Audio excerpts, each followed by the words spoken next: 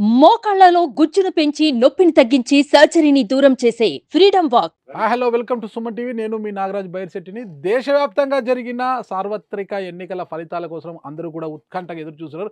కానీ ఈ ఉత్కంఠకు ఇక కౌంటౌన్ స్టార్ట్ అయిపోయింది. అయితే దేశానికి రాజెవరు అన్నది ఇప్పటికే తేలిపోయినట్టుగా సర్వేలు చెప్పిన దాన్ని బట్టి మనకు తెలుస్తుంది. అయితే ముఖ్యంగా ఏపీ రాష్ట్రానికి కౌన్ బనేగా కింగ్ అన్న అంశం పైనే చాలా ఉత్కంఠగా ఉంది. ఎందుకంటే ఏపీలో ముఖ్యంగా కూటమంతా ఒకవైపు ఉండగా జగన్మోహన్ రెడ్డి ఒంటరిగా ఇక్కడ ఎన్నికల బరిలోకి దిగడం జరిగింది.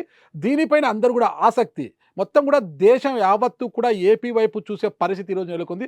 అయితే ఇప్పటికే ఆస్ట్రాలజర్ కావచ్చు, అంటే పొలిటికల్ సెఫాలజిస్టులు కావచ్చు, పొలిటికల్ ఆస్ట్రాలజిస్టులు కావచ్చు, ఎవరికి తోచింది వారుగా కొంతమంది టీడీపీ విజయావకాశాలు ఎక్కువ ఉన్నట్టు, కొంతమంది వైసీపీకే విజయావకాశాలు ఎక్కువ ఉన్నాయని చెప్తున్నారు. 2 రోజుల నుంచి కూడా ఇది ఒక కన్ఫ్యూజన్గా ఉందన్నమాట. ఎప్పుడూ లేనంతగా ఈసారి అంటే ఈ 2024 ఎన్నికల సంబంధించి చాలా కన్ఫ్యూజన్ ఉంది. ఎవరు కూడా ఖచ్చితంగా చెప్పలేకపోతున్నారు. ఇది వన్ సైడ్ ఎలక్షన్ అయితే కాదు, చాలా టఫ్గా జరిగిన ఎలక్షన్. ఎవరు రాజవుతారు అనేది కూడా ఎవరు చెప్పలేని పరిస్థితి ఉంది. అయితే ఇప్పటికే రేపటికి సంబంధించి కౌంటౌన్ స్టార్ట్ అయిపోయిన నేపథ్యంలో అందరూ కూడా ఆసక్తిగా ఎదురు చూస్తున్నారు.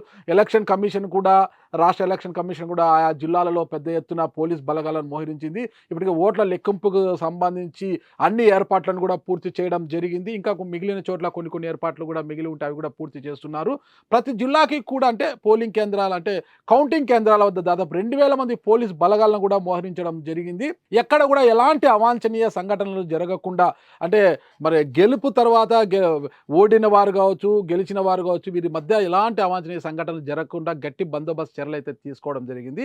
ఈ నేపథ్యంలో అయితే ఏది ఏమైనప్పటికీ కూడా రేపు ఏపీలో అయితే కూటమికి అవకాశాలు ఎక్కువ ఉన్నాయి. చంద్రబాబు నాయుడు గారు మళ్ళా సీఎం కుర్చీని ఎక్కబోతున్నారనేది అయితే చాలామంది చెప్తున్నారు.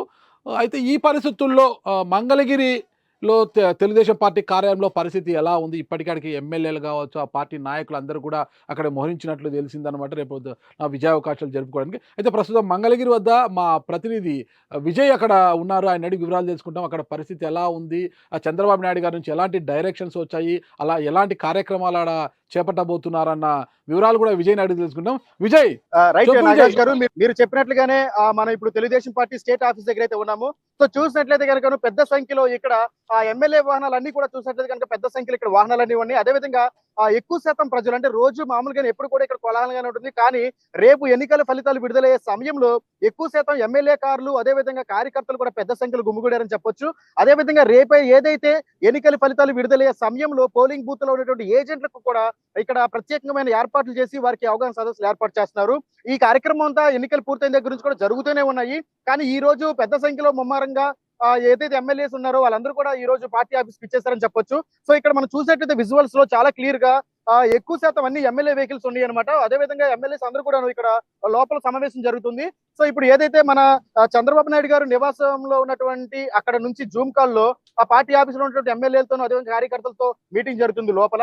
సో దీనికి సంబంధించి ఎక్కువ శాతం కార్యకర్తలు, అదేవిధంగా తెలుగుదేశం పార్టీ అభిమానులు కూడా పెద్ద సంఖ్యలో ఇంకా వచ్చే అవకాశం ఉందని చెప్పేసి తెలుగుదేశం కార్యకర్తలు చెప్తున్నారు. సో చంద్రబాబు నాయుడు గారు ఏమన్నా ఇప్పుడు కార్యాలయం వద్దకు వచ్చే అవకాశాలు ఏమైనా ఉన్నాయా?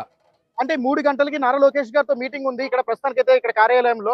అంటే చంద్రబాబు నాయుడు గారు అయితే ప్రస్తుతానికి ఆఫీస్కి వచ్చే అవకాశాలు కనిపించట్లేదు. ఎందుకంటే ఆయన నివాస గృహం నుంచే ఆయన వీడియో కాన్ఫరెన్స్ లో ప్రస్తుతం ఆల్రెడీ పొద్దున 9 గంటల నుంచే వీడియో కాన్ఫరెన్స్ జరుగుతూ ఉన్నాయి.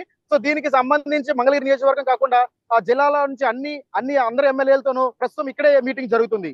ఓకే విజయ్, ఒకటి మరి జూమ్ కాల్లో పొద్దున్న నుంచి మీటింగ్ పెట్టుకున్నారు చంద్రబాబు నాయుడు గారు చెప్తున్నారు కదా, అంటే ఎలాంటి దిశానిర్దేశం చేశారు శ్రేణులకు, అంటే ఎమ్మెల్యేలు కావచ్చు, పార్టీ శ్రేణులకు కావచ్చు, అందరికీ కూడా చంద్రబాబు నాయుడు గారు ఎలాంటి దిశానిర్దేశం చేశారనేది తెలిసింది? రైట్ నాగరాజ్ గారు, ఇప్పుడు పరిస్థితి ఏంటంటే కూటమి ఖచ్చితంగా విజయ అవకాశాలు ఎక్కువని చెప్పేసి అన్ని సర్వేలు ఏదైతే తేల్చి చెప్పినాయో అప్పటి నుంచి కూడా తెలుగుదేశం పార్టీ అభిమానులు, అదేవిధంగా కార్యకర్తలందరూ కూడా పెద్ద సంఖ్యలో పార్టీ ఆఫీస్ కి వచ్చే అవకాశం చేస్తున్నారు. సో దీని నిమిత్తం చంద్రబాబు నాయుడు గారు వారందరినీ కూడా దిశానిర్దేశం చేస్తున్నారు. అంటే గెలుపు తర్వాత మన వ్యూహం ఎలా ఉండబోతుంది, ప్రత్యేకంగా ఏదైతే సూపర్ 6 పథకాలు ఉన్నాయో వాటి గురించి మనం ఎలాంటి చర్యలు తీసుకోవాలని చెప్పేసి పలు అంశాల గురించి మాట్లాడతారని చెప్పేసి ఎక్స్క్లూజివ్ సమాచారం. సో ఇదిలా ఉంటే రేపు ఫలితాలు విడుదలైన సమయం తర్వాత నుంచి కూడా అందరూ సమన్వయం పాటించాలి, ఎలాంటి చర్యలకు పాల్పడకూడదు అని చెప్పేసి ఇక్కడ తెలుగుదేశం కార్యకర్తలకు కరాఖండిగా తేల్చి చెప్పేస్తారని చెప్పేసి చెప్తున్నారు. సో అంటే ముఖ్యంగా విజయ్ రేపు ఫలితాలు ఒకటిడ మీరు చంద్రబాబు నాయుడు గారు డైరెక్షన్ ఇచ్చారు కదా! అయితే రేపటి రోజు ఇక విజయావకాశాలు టీడీపీ వైపు ఉన్నాయని తెలిసిన వెంటనే రాష్ట్ర వ్యాప్తంగా ఉన్న తెలుగుదేశం పార్టీ శ్రేణులంతా ఎమ్మెల్యేలు కావచ్చు, పోటీ చేసిన అభ్యర్థులు కావచ్చు, వివిధ శ్రేణులు అందరూ కూడా పెద్ద ఎత్తున మంగళగిరి పార్టీ కార్యాలయానికి వచ్చే అవకాశం పెద్ద ఎత్తున ఉంటుంది కదా! అంటే ఆ సమయంలో అక్కడ క్రౌడ్ ఎక్కువ అవుతుంది.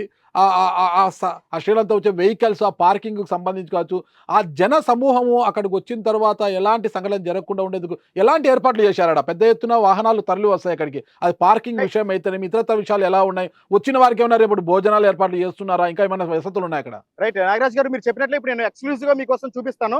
సో హ్మ్. పార్టీ ఆఫీస్ లో మీరు చూసినట్లయితే కనుక ఇంతకు ముందు వరకు ఈ ఫెన్సింగ్ అనేది లేదు. ఎందుకంటే ఓకే. రోడ్డుకి ఇటువైపు చూసినట్లయితే కనుక జస్ట్ హ్మ్. రవాణా వెళ్ళడానికి మాత్రమే ఉండేది. సో అవును. ఇప్పుడు ప్రత్యేకమైన బార్ గేట్స్ అయితే ఏర్పాటు చేశారు. మీకు ఇప్పుడు అంటే ఒక 500 డిస్టెన్స్ లో బార్ గేట్స్ అనేవి ఉన్నవి. సో అదే విధంగా మనకి ఇప్పుడు చూసినట్లయితే ఇక్కడ ఫెన్సింగ్ కానీ ఇంతకు ముందు వరకు ఇక్కడ క్లీన్ చేసేవారు కాదు. ఎందుకంటే గత ప్రభుత్వం హయాంలో కావచ్చు, ఏదైనా కావచ్చు. ఎందుకంటే అసలు క్లీనింగ్ అనేది లేదు. సో కేవలం హుటాహుటిన ఈ రోజు ఉదయం నుంచే మున్సిపాలిటీ అధికారులు కానీ ఎవరైతే పారిశుద్ధ్య కార్మికులు వీళ్ళందరూ ఉన్నారో వారందరూ కూడాను వెంటనే వీటన్నిటిని క్లీన్ చేయడం మొదలు పెట్టేశారు. అంటే హ్మ్. ఇప్పుడే ఎందుకంటే ఖచ్చితంగా కూటమి అధికారంలోకి రాబోతుంది.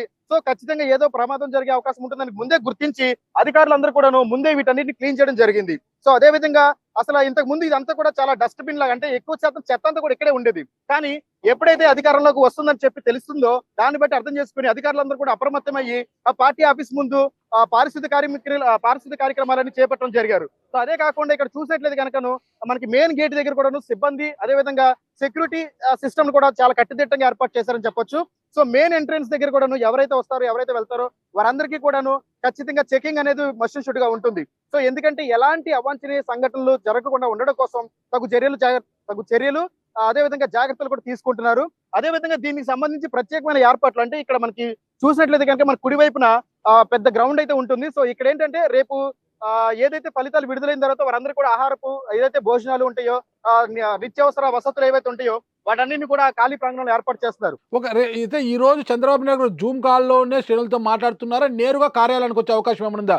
లోకేష్ గారు తర్వాతైనా? ఖచ్చితంగా కార్యాలయానికి అయితే నారా లోకేష్ గారు అంటే ఈ రోజు సాయంత్రం 3 గంటలకి వచ్చే అవకాశం ఉంది. ఎందుకంటే ఇప్పటి వరకు చంద్రబాబు గారు అయితే ఇంకా ఇంతవరకు స్టిల్ ఆల్రెడీ మీటింగ్ నడుస్తూనే ఉంది. ఎందుకంటే ఉదయం 9 గంటలకు ప్రారంభమైన మీటింగ్ ఏదైతే ఉందో స్టిల్ ఇంకా జరుగుతూనే ఉంది. మీరు చూసినట్లయితే కనుక విజువల్స్ లో కార్యకర్తలు కానీ వీరందరూ కూడా లోపలికి వెళ్తూ ఉన్నారు, వస్తూ ఉన్నారు.